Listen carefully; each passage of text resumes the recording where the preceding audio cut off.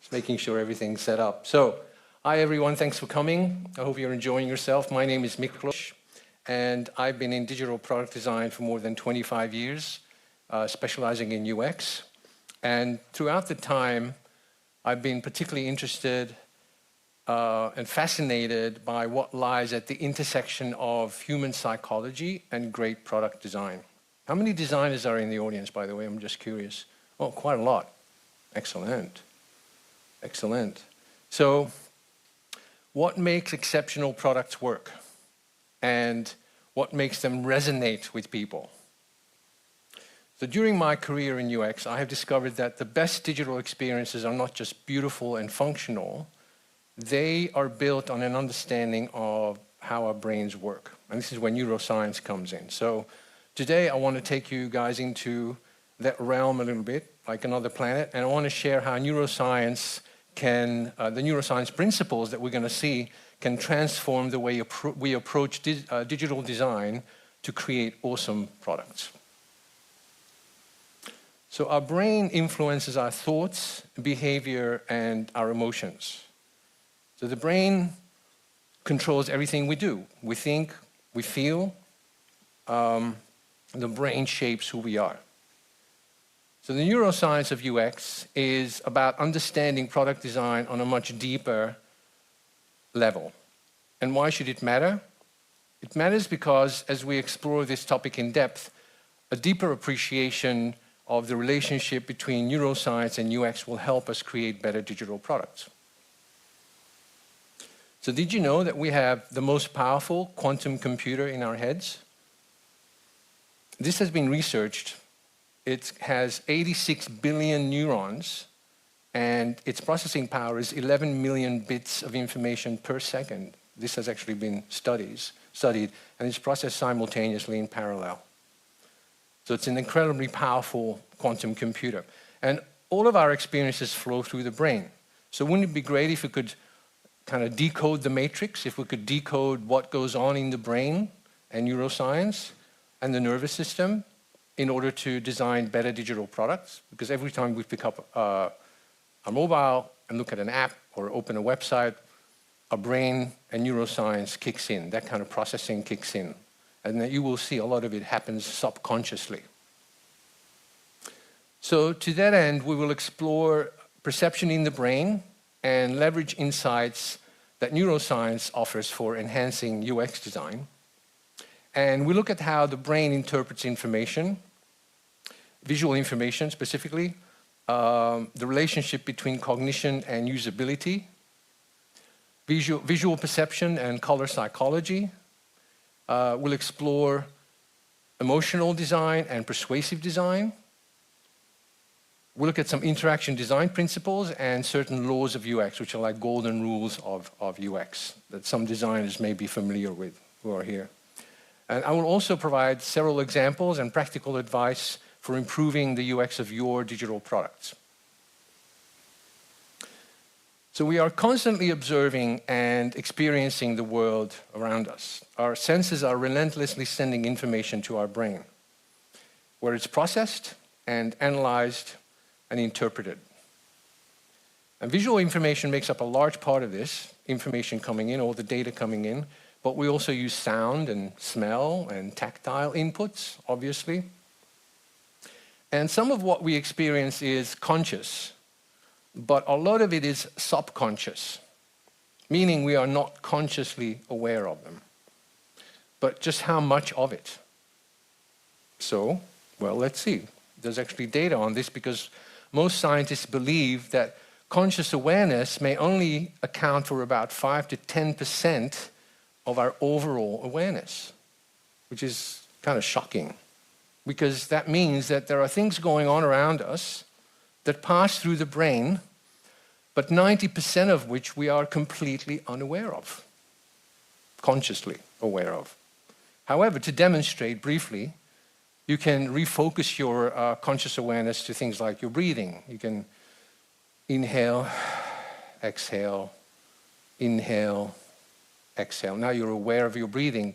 It's a subconscious process. Or you can put your hand on your heart and start counting the beats Now you're becoming consciously aware of it. Before it was subconscious. Or you can start feeling the temperature in the room. Is it dry? Is it humid? Is it hot? Is it cold? Or we can even become aware of the smell of the person sitting next to us if we redirect our focus. But maybe I shouldn't draw attention to that. So as we move about the world, everything we experience, a lot of which happens subconsciously, is linked to neuroscience.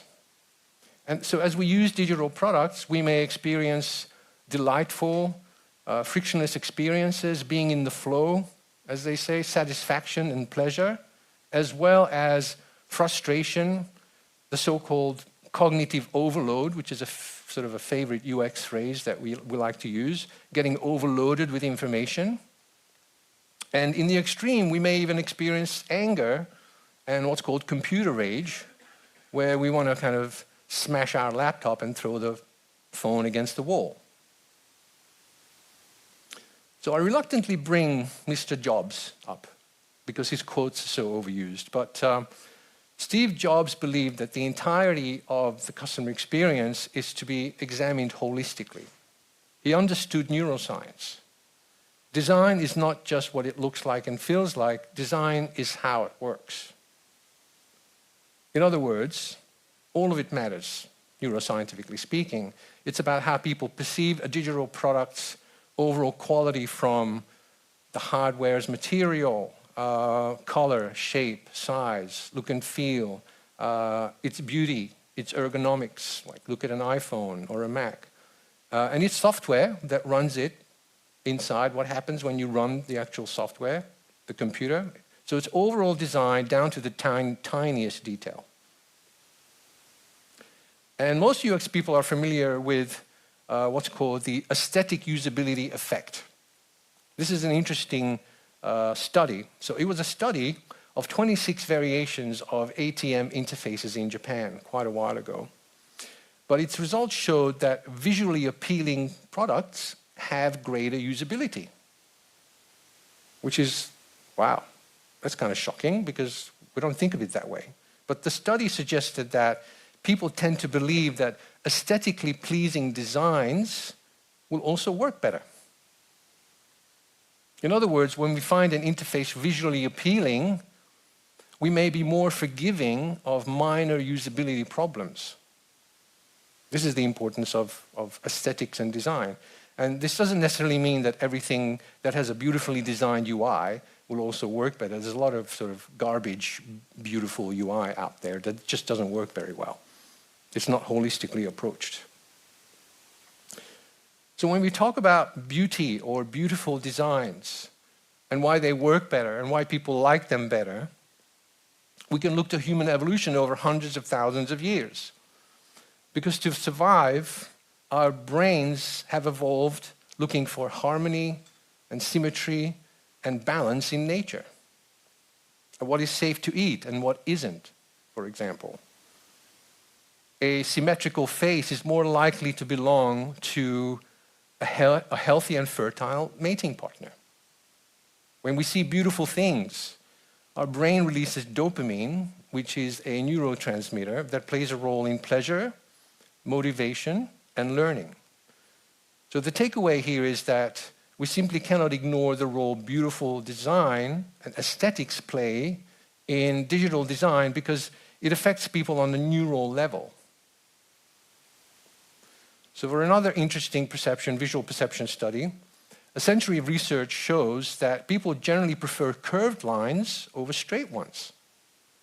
This preference, again, possibly rooted in evolutionary psychology, may stem from associating sharp lines with danger. This tendency, which helped our ancestors actually assess their environment and see what's dangerous, often influences modern product design. It's tending towards more organic and curved forms. Another study found that curved lines actually require less cognitive processing as opposed to straight ones, and easier to understand in general. So, and could it be about the brain's preference towards efficiency in order to save energy? Yes, indeed it is, because when neuroscientists were asked, well, just how much energy does the brain use? And they measured it. Apparently, it's a massive amount. It uses 20 to 25% of our overall body's energy need, just the brain. So it's an incredibly energy dependent sort of organ, if you like. That's why we eat, that's why we generate glucose, which is sugar, which is brain food, essentially. But the human brain has evolved over millennia to run as efficiently as possible in order to save energy, because it's such a high consumer of energy. So when it comes to usability, people crave consistency and ease of use because our brains prefer the least amount of friction in order to save energy. This means that clear and efficient, frictionless designs with great UX will be that much more successful. So this site would be the polar opposite of reducing cognitive load and saving energy, wouldn't you say? Could we say that this website generally sets our brain on fire? I mean, my brain hurts just looking at it. And this is actually a real site. I didn't make this up. Somebody did this on purpose, as a joke, probably. But the human brain is a pattern-seeking predictive mechanism. The eye does not see. The brain does. The eye is an optical instrument that sends signals to the brain for processing. And what happens in the brain as we look at something, like an app or a website? So the subconscious processes behind the scenes make up a large part of what's happening, what we perceive, what we choose to see, what we focus on, and what we interpret and how we interpret what we see. So with all the information, visual information coming in, we look for patterns, we associate, we interpret, and we categorize to make sense of it all. This very much applies to digital product design. So as our busy lives are filled with distractions, cognitive load, the famous cognitive load in UX, starts to matter. And neuroscience says that designs that are simpler and clearer and cut through the noise will succeed more. And this is an area where the rigorous application of design principles such as aesthetic integrity, which we will look at very shortly, aesthetic integrity, visual hierarchy, balance, harmony, and symmetry come into play. Again, for the reasons that I mentioned before, evolutionary reasons. And this is also where structural clarity, i.e. proper information architecture, usability, and frictionless design starts to matter. Conversely, if we overload people cognitively, people have to process too much has to happen in the brain, we risk adding friction, which is affecting usability. And digital products are swiftly judged. According to Google research, aesthetic impressions of a web page form in just 50 milliseconds, which is faster than the blink of an eye, which is 400 milliseconds. And these quick judgments, while not always conscious, influence behavior. For example, if a site loads too slow, according to Google research, and the brain reads the first few items as off-topic, this is not what I was looking for, they will immediately click away rather than wait for the rest of the page to load. And that's how impatient and unforgiving people are. Switching gears a little bit, in his seminal book, Thinking Fast and Slow, Daniel Kahneman, who was one of the world's most influential psychologists, breaks human thought down into two systems. System one is fast, subconscious, automatic, emotional, and stereotypic. System one is reactive and instinctive. Energy conservation was crucial in our evolution, as I had mentioned, and when food sources were unpredictable, minimizing energy waste was crucial for survival. So we have this system one built into our system that happens in milliseconds. It's a visceral, instinctive reaction to things in general, subconsciously processed. And so system one is the mode that we're in when visiting a website or opening an app and reacting to it in milliseconds. And system 2 thinking, on the other hand, is slower than system 1. So we move into system 2, according to Daniel Kahneman. It's deliberate, analytical, and methodical. System 2 is used for tasks like assessing social behavior and comparing products on a website, for example. In UX, it comes into play after our initial reaction, system 1, leading to a slower, more purposeful user experience. Here is where we encounter potential pain points, frustrations, and anger due to challenges in completing a task.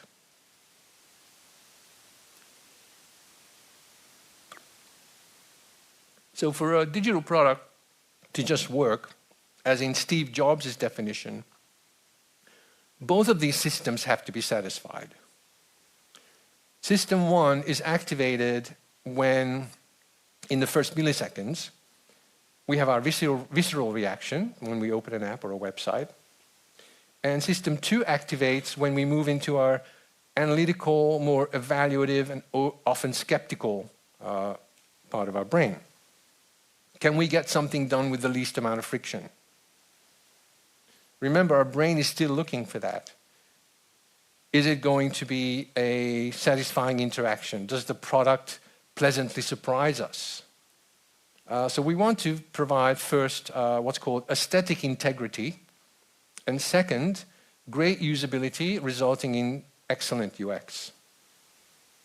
So let's take a quick look at usability, which is an important quality component in UX. It's a quality component of UX. And usability is made up of many crucial elements, but we'll look at these 5 important ones as they relate to what we just talked about. So first up is learnability. How easy is it for people to accomplish tasks the first time? Efficiency. How quickly can people perform these tasks? Memorability. When people return to the design after a period of not using it, how quickly can they reestablish proficiency? Error recovery. How many errors do people make? How severe are these errors, and how quickly can they recover from these errors? And satisfaction, last but not least. How pleasant is it to use the design? Is it an important component? Does it help people accomplish their tasks? Was it a satisfying interaction? This is something that is often forgotten. So cognitive ease happens when there is no cognitive strain. It's a very simple statement in UX, but this is almost like a mantra in UX. Cognitive ease happens when there is no cognitive strain. When a design works, its usability score is really high, and people experience cognitive ease. When it doesn't, we experience an interruption to our state of flow that throws us into cognitive strain, and the design has failed. When a design works, we feel it in our bones, neuroscientifically speaking. We don't need to put it under a microscope and analyze it. The design is simple in its simplicity, striking in its simplicity and elegance. The thinking fast and slow systems work in harmony together, in perfect harmony, and we are in a state of effortless flow. That's when beautiful design works. That's really well put together. And that takes us to aesthetic integrity, which is a mouthful. But as we saw earlier with the aesthetic usability effect, better aesthetics contribute to the perception of better usability. And Apple defines aesthetic integrity, loosely quoted as when a design's appearance and behavior perfectly integrate with its function. So the principle of aesthetic integrity is not only about how nice looking a design is, it refers to a design that has obvious coherence. It's effectively structured and laid out. It's what makes it work. This is why designers go to design school and spend years and decades honing their craft, the top designers. And its elements display an expert use of visual hierarchy, alignment, spacing, balance, symmetry, color, contrast, and typography, just to mention a few. That's aesthetic integrity. And why does this matter? It matters because, as we saw with the aesthetic usability effect, aesthetic integrity gets us that much closer to better usability. It's about order versus chaos, to simply state. It's about neuroaesthetically pleasing designs. Our brains find balance and symmetry more pleasing because they mirror nature. We seek simplicity and efficiency in design. Our brains prefer clear visual hierarchies to effortlessly find information without cognitive strain. So one way to test our designs cognitively is something called a 5-second test. It's kind of a common UX thing, but it's a powerful tool for determining whether or not your designs are instantly understandable. See, our brain cannot help but make fast, intuitive judgments, shortcuts, when we see something for the first time. We're trying to make sense of it very quickly. So our test participants in this 5-second test view our site for 5 seconds, then share their impressions about its purpose and function. We basically show it for 5 minutes and shut it down. What do you think this is about? Tell me. So from a neuroscientific perspective, if the brain cannot grasp quickly what our website or app is about, people may move on, and even if it works perfectly. I just asked ChatGPT this morning, like, how many apps are out there between Apple's App Store and Google Play, and it's over 4 million apps. Yet we have, on average, about 75 to 80 apps on our phone, and on average, people use about 9 to 10 apps every day. So what about all the other 4 million apps? Why are they not working? There's a problem, and it's usually design.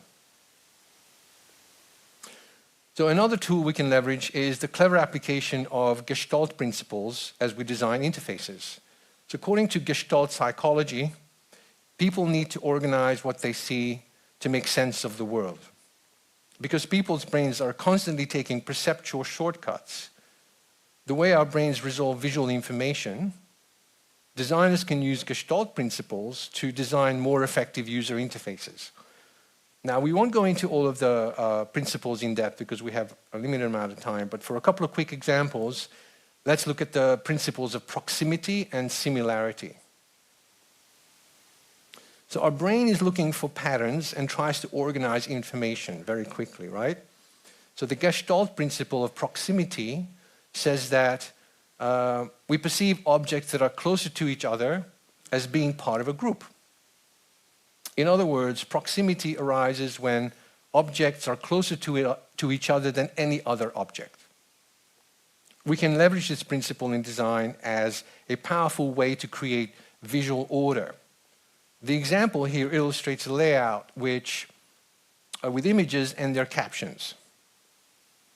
We quickly recognize which text block belongs to which image because we perceive them as a group, according to the principle of proximity. Similarity. So shared visual characteristics automatically create relationships. That's what this principle says. And so using the principle of similarity, we can indicate relationships via shape, size, color, and orientation. The inverse is also true, where we can make things dissimilar if we want to make them stand out in the design.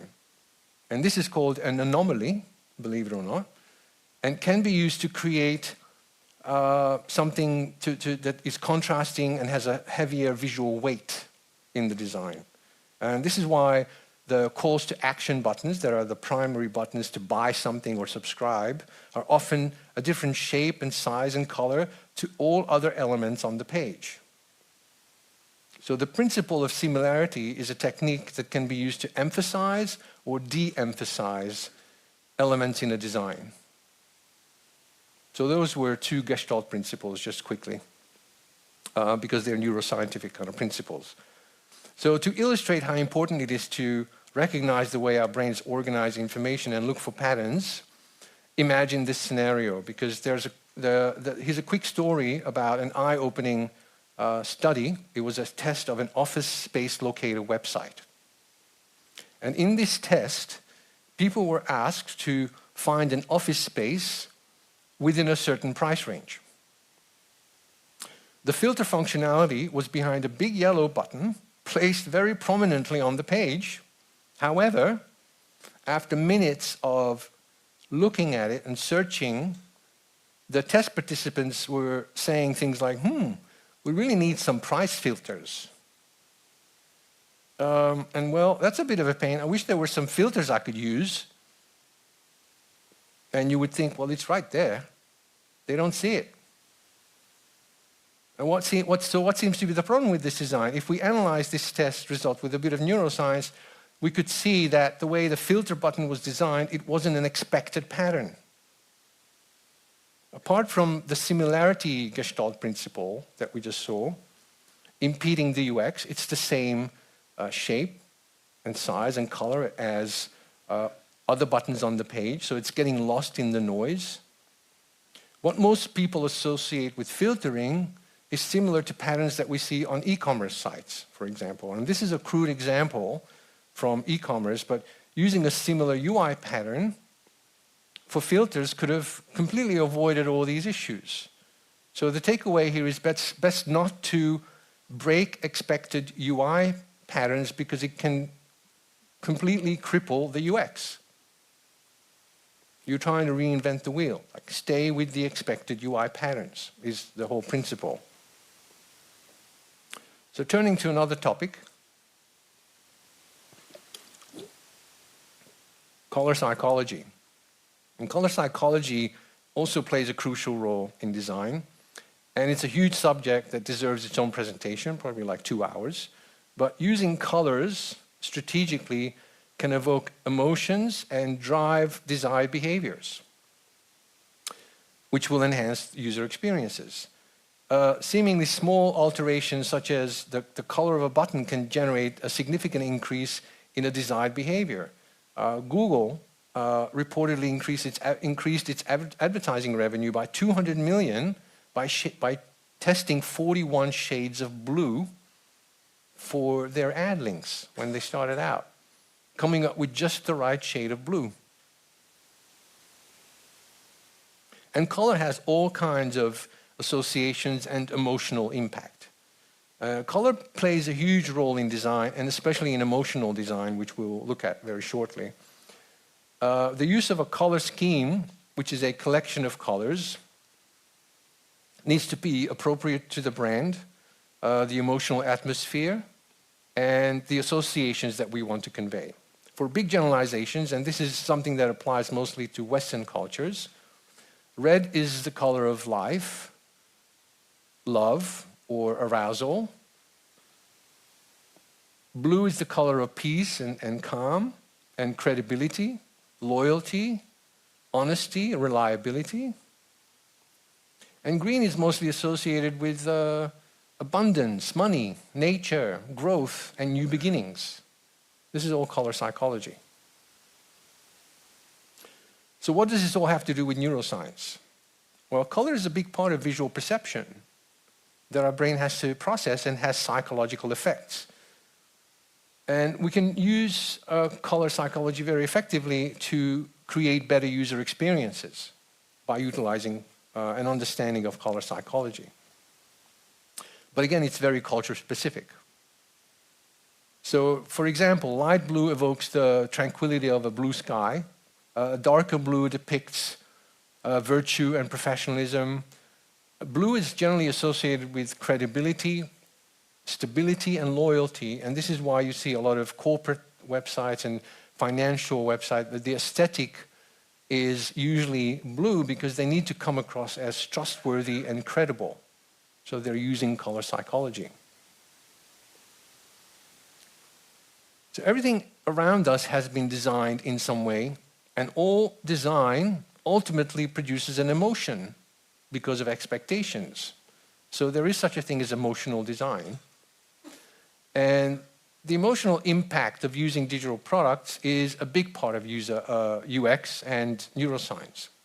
It's a moment-by-moment effect and it operates on 3 levels in the brain. First, it's visceral. Second, it's behavioral. And last, it's reflective. There's a slight delay between these levels. The experience usually moves from the limbic system, the visceral experience, our initial reaction in milliseconds, to the neocortex, which is our analytical brain, and finally to the midbrain, eliciting an emotion. So what's your reaction to this car? I'd say, especially for the men in the audience, you got a hit of adrenaline already, a feeling of power, elegance, a sense of luxury. Would you feel like a pathetic loser driving this car? I don't think so. So in the first few milliseconds, there was a visceral feeling, boom, it hit you. Then we switch to the system 2 brain from earlier. We evaluate. What thoughts emerge as we look at this car and analyze? And lastly, emotional reflections happen. If you saw somebody else driving this car, would you feel jealous or fearful? These are all emotions its design was meant to evoke. It's perfectly done. It's beautifully done. How about this car? Does its design evoke feelings of power, elegance, or luxury? I don't think so. This is not a car that James Bond would be caught dead in, right? You don't see this car in a James Bond movie. This car is about being approachable, fun, vivacious. This is a car that you would drive to the beach with a dog in the front seat and a beach umbrella in the back. Totally different target market, different emotions that it's meant to elicit. Emotional design. Even the old potato peeler can be designed for emotion. It's about how it looks, feels, and works. Steve Jobs again. And in this example, we see a simple functional design on the left and an ergonomic, more pleasing, more emotional design on the right. Of course, I understand there are cost differences, but I'd say most people would go for the slightly more expensive peelers on the right, because we would like our everyday tools to be not just functional, but also attractive. Steve Jobs really understood this very well. So emotions actually change the way our brain operates through a feedback loop. Negative experiences focus the brain on what's wrong. They narrow the thought process and make people anxious and tense. We feel frustrated. If a website or an app is badly designed and doesn't perform to expectations, the feeling can grow into anger, computer rage. I cannot get something done. Our pulse rate goes up. We close the site or delete the app in frustration. The good emotional design, on the other hand, elicits feelings of pleasure and a sense of security and safety. In other words, we feel good using a certain product. So to create a successful product, it needs to make a positive impact on the 3 emotional levels described earlier: visceral, behavioral, and reflective. First, the visceral level. I want it, it looks amazing, and so will I. This is an instant, deep-level gut reaction to a product, and if at this stage the product's design induces a positive reaction, we are well on our way. And visceral design also affects the perception of the product's credibility, quality, and appeal, trustworthiness, and even perceived ease of use, as we saw earlier with the aesthetic usability effect. Second, on the behavioral level, we say, I can master it, it makes me feel smart. It has to look good, feel good, and perform well. It's about our satisfaction and pleasure with the product's effectiveness. So good behavioral design is like a lock and key. Users and their behavior are the lock and key, and the product are the lock, and the product is the key. So great UX is achieved when the two work together in harmony. And third, we come to the reflective level, where we think, it completes me. I can tell stories about it. It's an emotional level feeling. It's about self-image and personal satisfaction and reflecting back on the experience. Using a particular digital product may not only entertain us or help us complete a task or achieve a certain goal, using it also creates a sense of status in society. So people in a reflective mode will ask, was it a pleasure to use? How do I look using it? It's like, how do I look driving this car? Did it make my life easier? This comes even to like using an app or a website, even when no one's looking. In summary, so effective emotional design that performs well on all three levels plays a vital role in delivering a great user experience. Now on to another area, which is persuasive design.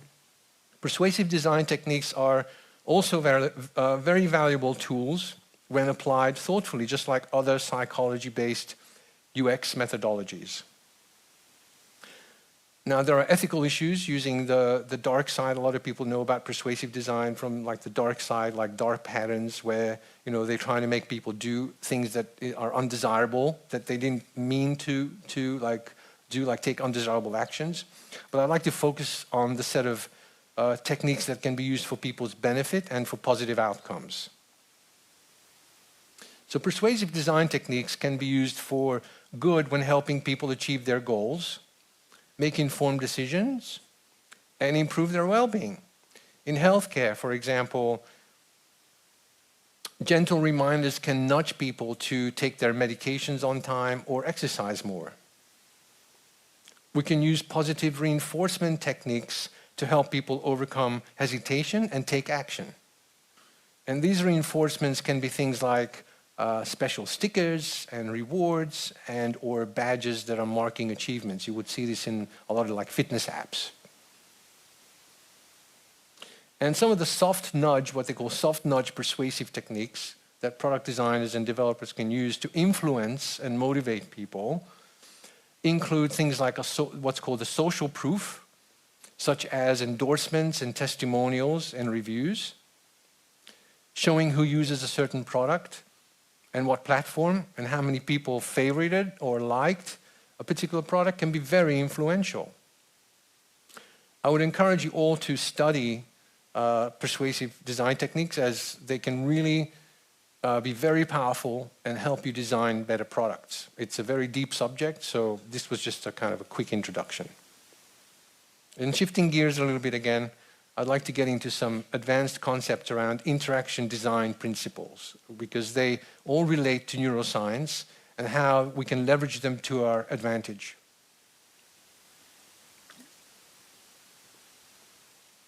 There are more principles around, again, but we'll cover these 6 as the most essential ones to observe when designing digital products. First up is scannability. Scannability is the principle of designing interfaces that are easy to scan and understand. Duh. It's like I'm stating the obvious, right? But you would be surprised how many products completely ignore this principle. They're not scannable. That's why people abandon apps and move on to the next website. It's an important one because people often scan interfaces very quickly, in milliseconds, subconsciously, for the information they need. Again, and so what can designers do to improve the scannability of their UIs? You can use things like visual hierarchy and emphasis, contrast, bold text, bullet points, images to guide a user's gaze, white space. These are all design techniques that you can use to improve the scannability of your UI. Familiarity. So people gravitate towards familiar things because our brains reward us with the dopamine hit when we see something that's a familiar pattern. Again, it's evolutionary. So when you open an app, that follows standard design conventions, which are like standard design patterns, you say, oh, this looks familiar, I'm getting a dopamine hit. And it creates an instant sort of sense of comfort and motivation to engage. Okay, I'm going to use this. I'm not moving on, I'm not opening up another website. This looks good. And this is why following established UX patterns isn't boring. It's brain-friendly design, what I call brain-friendly design, that makes people feel at home. And mapping. Mapping is about mapping UI controls to something natural, taking advantage of physical analogies and cultural standards in the real world. Again, taking it to neuroscience, it leads to an immediate understanding in interaction design. Why? Because we are more familiar with real-world objects that we interact with, like levers and buttons and handles and knobs, etc., because that's what we learn as children growing up. That's how our brain is formed. We don't use an iPad when we're 6 months old. For example, the designer can use sort of the spatial analogy in the UI to increase a value with a slider component, just as a simple example. To decrease it, swipe it down. It's immediately familiar. People don't have to decipher the meaning of that UI control in the digital realm. So mental models are also called conceptual models, and it's closely related to mappings. A lot of these principles are kind of one big family, and they're all related to each other. So we talked earlier about what they call the lazy brain in neuroscience, the sluggish brain. The mental models are images in a user's mind that inform their expectations of a certain interaction and how something works in the real world. We form mental models around it. For example, this Mercedes seat adjustment control is perfectly designed to align with people's mental models. It's immediately clear and usable. No instructions are needed. Feedback. When we initiate something in the real world, we expect some kind of a feedback. Press a lift button, the button lights up, makes a sound, or we're getting on the bus, touching the bus card, makes a sound, the light blinks again. It's comforting in many ways. It's feedback.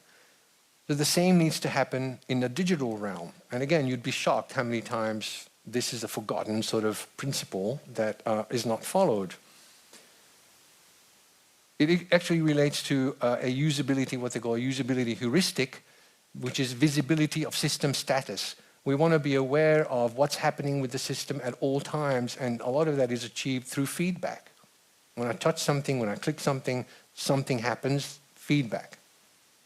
And the feedback can be visual, it can be sound, or it can even be haptic when I put an item in the shopping cart on the Amazon app, in the iOS app.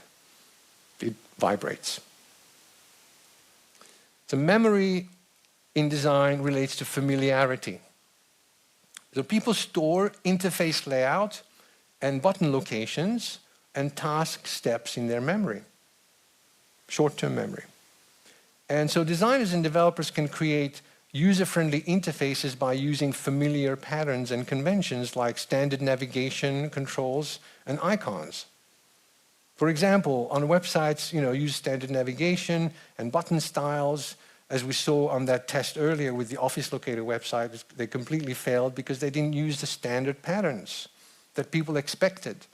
And people are very unforgiving. They don't have time. On mobile, you can use the tab bars, which is a standard navigation, and universal icons. Again, so many times I've seen this violated when they're trying to reinvent the UI and just completely crippling the usability of their apps. So let's shift it to another area, the so-called laws of UX. Many of you may be familiar with these laws, especially the designers in the audience. They're mostly dealing with cognitive processing and memory. So we're exploring these golden rules, these laws, at the intersection of neuroscience and UX again. There are actually more than 20 of these UX laws around. You can go to uxlaws.com or lawsofux.com, and it's all there. This guy put this together. But we have time for these 8 to go through that I picked out of the 20 that are really cool. And these laws are grounded in human psychology and the science of human-computer interaction, HCI. And being aware of these laws, again, will help us designers and developers create better digital products. The first one is Fitts law. So the Fitts law states that the time to acquire a target is a function of the distance to and the size of the target. For example, we can use the distance from one click to another to either assist or impede an interaction. And it's the same in mobile, from one tap to another. You can assist or impede the interaction.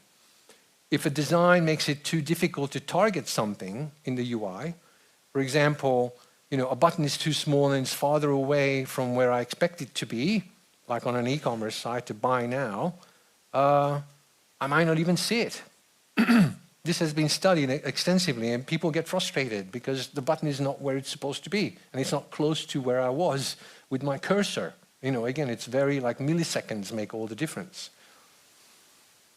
It has been actually studied with high-volume e-commerce that seemingly tiny details like the width of the buy button can make millions of dollars of difference due to this targeting rule called Fitts law.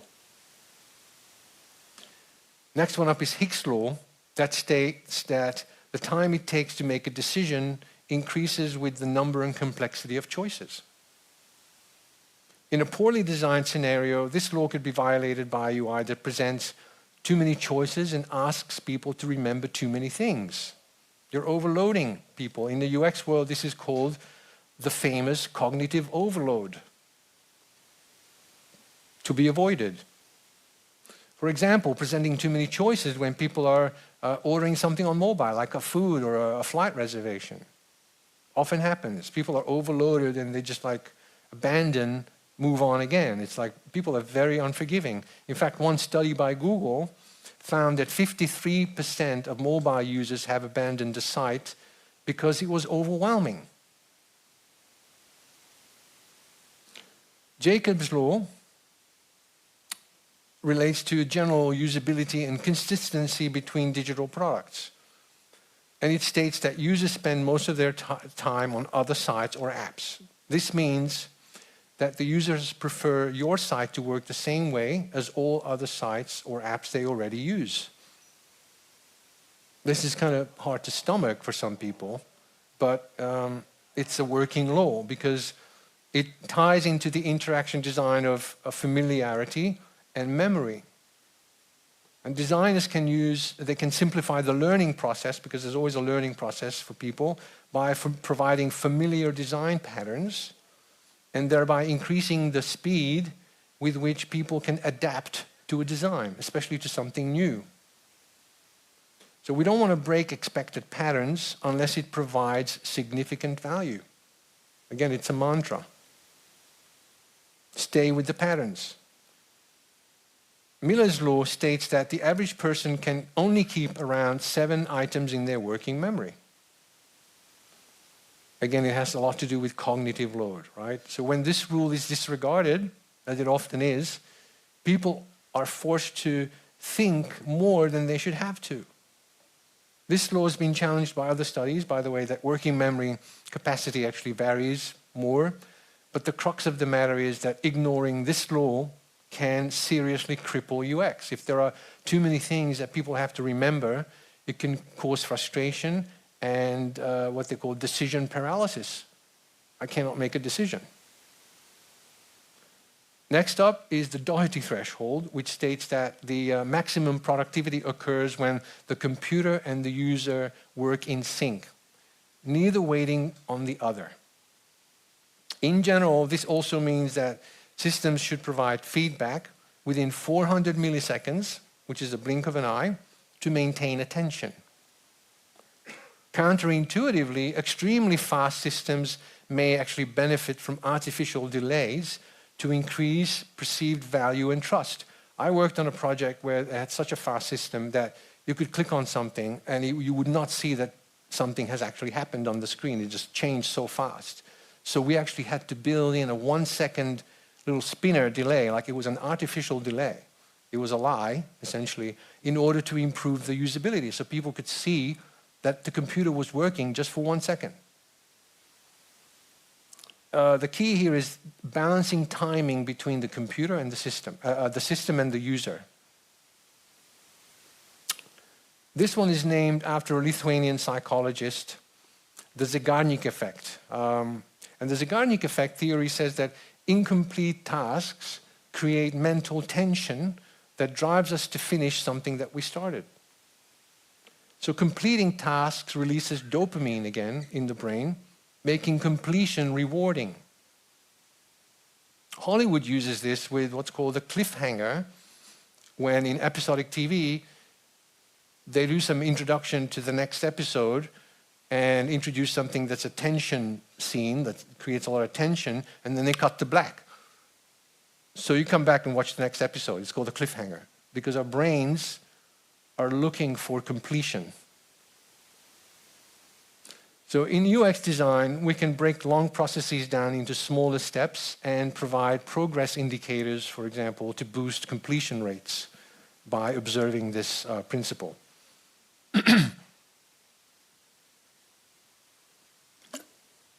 And Tesla's law, also known as the law of conservation and complexity, is a principle stating that every application has an inherent complexity that cannot be eliminated, only shifted between the system and the user.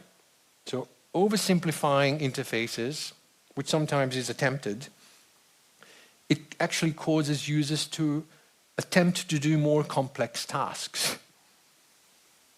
So the goal is not to remove complexity entirely, but place it to where it's most appropriate for the user experience. There's this minimalist design that's a trend where you're removing too much complexity, and it has been shown that it actually doesn't work very well. So last but not least, an effect named after a German psychiatrist, Hedwig von Restorff, whose name sounds like a vampire king. This one is also known as the isolation effect, very common. And it says that items that stand out from their surroundings are more likely to be noticed and remembered. More importantly, remembered. This explains why subscription sites, you will often see they highlight their most popular pricing, which may or may not be true, whether it's popular or not. It's what they want to push at you. But they emphasize that option, and they emphasize it by drawing attention to it and making it stick in your memory better than the uniform alternatives presented on the page. Based, again, on a principle, law of UX. So in conclusion, as we develop digital product experiences, we ought to be aware of all of these neuroscientific aspects of design that I just mentioned, and the principles, their principles and effects, from conscious and subconscious, cognitive processing, visual perception, the Gestalt principles, the aesthetic usability effect, the lazy brain that we talked about, the two brains running, the thinking fast and slow, system 1, system 2 thinking, to the importance of aesthetic integrity, interaction design principles, the laws of UX. I know it's a lot, but this is what top-level designers work with. Many developers don't understand what designers do. The best ones engage this level of design. So leveraging these principles and techniques obviously will help you guys, developers and designers, deliver amazing product experiences. Thank you.